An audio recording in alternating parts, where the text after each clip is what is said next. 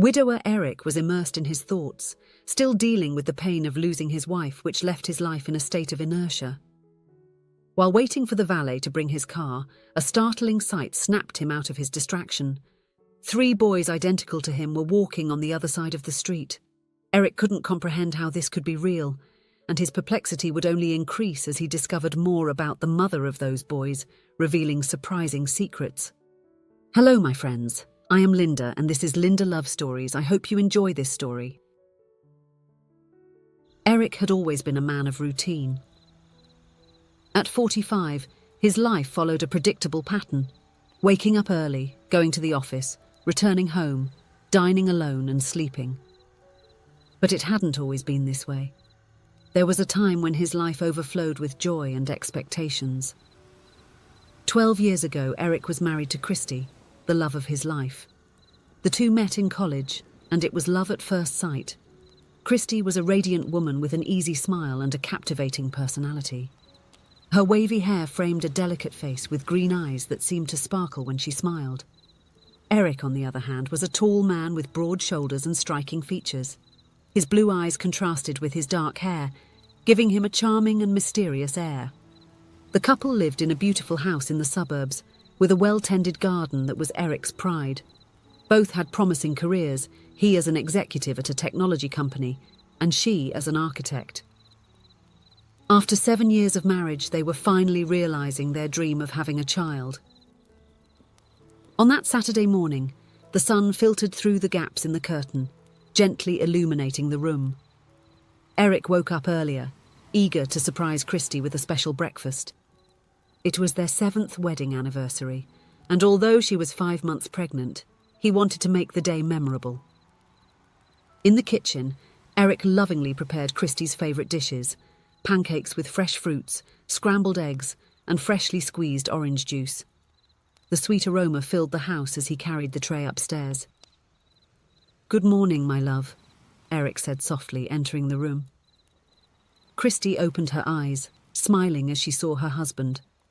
"Happy anniversary," he continued, placing the tray on the bed. Christy's eyes filled with emotional tears. "The video will be back shortly. In the meantime, we kindly ask you to consider giving a like, subscribing to the channel, and leaving a comment. The video is back." "Oh, Eric, you are wonderful," she said, sitting up carefully. Her belly was already quite visible under the silk pajamas. While they ate, the couple chatted excitedly about the future. "This is the last time we celebrate our wedding anniversary without our baby here with us," said Christy, tenderly caressing her belly. Eric smiled, placing his hand over hers. "I can't wait to have our little miracle in our arms," he replied, his eyes shining with anticipation. After breakfast, Christy mentioned that she had an urgent project to deliver. Eric, understanding, decided to spend the morning tending to the garden. "I'll mow the lawn and trim the bushes," he informed, kissing his wife's forehead before heading out.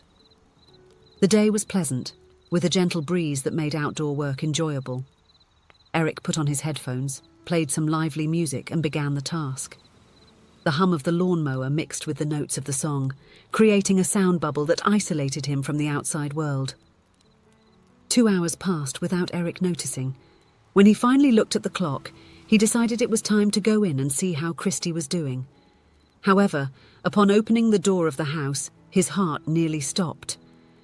Christy was lying unconscious near the entrance. Eric felt the world crumble beneath his feet. With trembling hands, he checked his wife's pulse and, feeling a faint heartbeat, didn't hesitate. He carried her in his arms and rushed to the car, driving frantically to the nearest hospital. The following minutes passed in a blur. Doctors and nurses were rushing back and forth, hurriedly taking Christy to the emergency room. Eric, disoriented and terrified, could only repeat, "Please, save my wife and my child." After what seemed like an eternity, a doctor approached Eric, his face solemn. The words that followed changed his life forever. Christy had suffered from eclampsia, a severe complication of pregnancy. Despite all the efforts of the medical team, neither she nor the baby could be saved. Eric's world crumbled in that instant. Guilt consumed him from within, gnawing at his soul.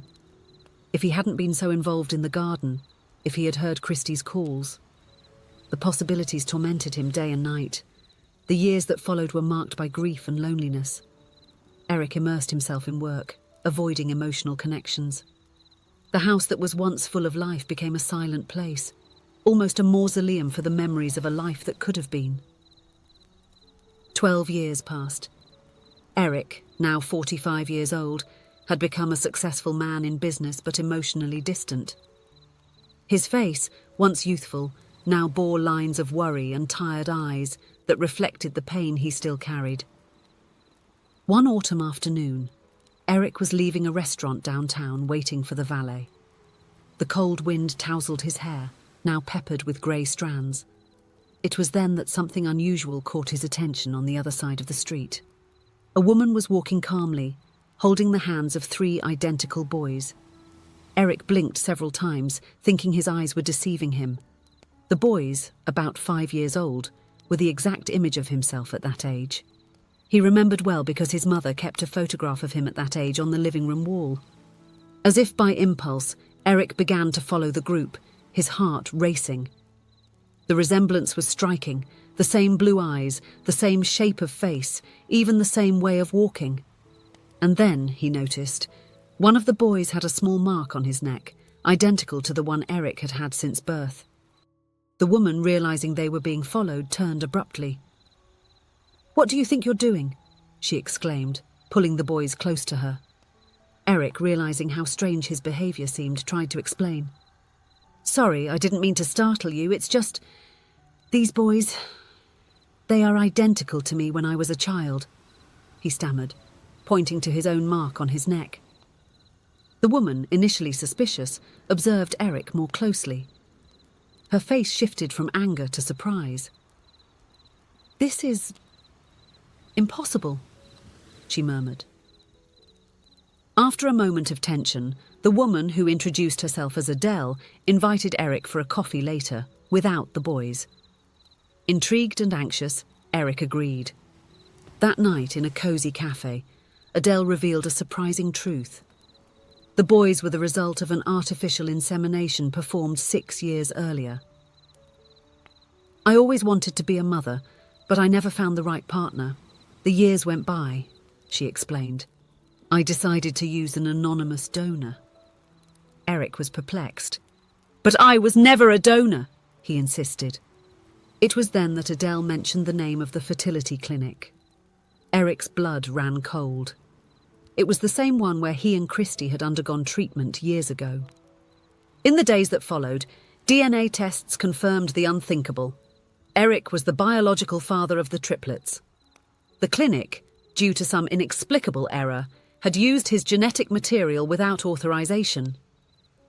The legal proceedings that followed were intense and emotionally draining. Eric sued the clinic and received a substantial settlement, but money was the least of his concerns.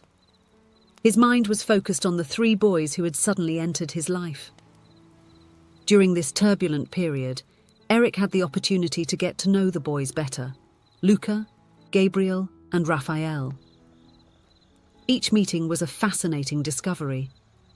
Luca had the same shy smile as Eric, Gabriel shared his passion for puzzles, and Raphael had inherited his talent for drawing. Adele, showing herself to be an understanding and kind woman, made room for Eric to become part of the boys' lives. "They deserve to know you," she said once with a warm smile. As the months passed, Eric found himself increasingly involved in the small family's routine. Being with the boys was exciting, but being in Adele's company made his heart beat faster like it hadn't for a long time. He started attending the boys' soccer games, helped with homework, and even joined in on family movie nights. He and Adele exchanged glances, and Eric felt like a teenager discovering love. It was common for him to help put the boys to bed and then spend hours talking. It was evident that something was developing between them. On a sunny Saturday afternoon, Eric was in the stands of the local soccer field, enthusiastically cheering for Luca, who was playing as a forward. The boy skillfully dribbled past 2 defenders and kicked the ball forcefully, scoring a spectacular goal. Overjoyed, Luca ran towards Eric, arms wide open. "Did you see the goal I scored, Dad?" the boy exclaimed, hugging Eric tightly. Eric's heart jumped. It was the first time one of the boys called him Dad. Adele, who was beside him, gently corrected the child. "Luca, remember, Eric is a special friend." "I'm sorry, Eric, he must have heard his friends and thought he could call you that too," Adele said, visibly embarrassed. Eric downplayed the incident, smiling gently, but that moment had touched him deeply. That night, lying in his bed, he couldn't stop thinking about how that word, Dad, had sounded so right, so natural. The next morning, Eric invited Adele for coffee, just the two of them. Sitting in a quiet park, Eric gathered the courage to express his feelings. "Adele," he began, his voice trembling slightly. "These past few months have been incredible. Meeting the boys, being part of their lives, it brought a light that I didn't know was missing in my life." Adele watched him closely, her eyes full of expectation. Eric continued, "I know our situation is unusual, but I would like to know if you would give me the chance to be officially part of this family. Not just as the boy's father, but perhaps as your partner too?" The silence that followed seemed to last an eternity. Adele lowered her gaze, thoughtful, and then returned to look at Eric. A gentle smile formed on her lips. "Eric," she said softly, "since the day we met, I've seen the kindness in your heart. I've seen how you genuinely care for the boys, how you strive to be present. I think we all deserve a chance to be happy." Eric's heart raced. Adele continued, "Let's take it slow, one step at a time. But yes, I would love to see where this can take us." At that moment, sitting on that park bench, Eric felt something he hadn't experienced in a long time. Hope. Life, in its unpredictability, had gifted him a second chance. As they walked back home, hand in hand, Eric thought of Christy. He knew he would never forget her, that she would always be an important part of who he was. But now, for the first time in 12 years, he allowed himself to look to the future with optimism. The journey ahead would not be easy. There would be challenges, adjustments, and moments of doubt. But Eric was ready to face them. With Adele by his side and 3 wonderful boys to call sons, he finally felt he was on the right path. When they arrived home, they were greeted by the excited shouts of the triplets. "Eric! Mum! You're back!" As he was hugged by the boys, Eric exchanged a knowing glance with Adele. "Yes," he thought, "this is my family now." And so, in that house full of laughter and love, Eric realized that life, even in its darkest moments, had a surprising way of offering new opportunities. If you enjoyed the story, please leave a comment with a rating from 1 to 5 to show how much you liked it. Also, watch the video that is now appearing on your screen. See you soon.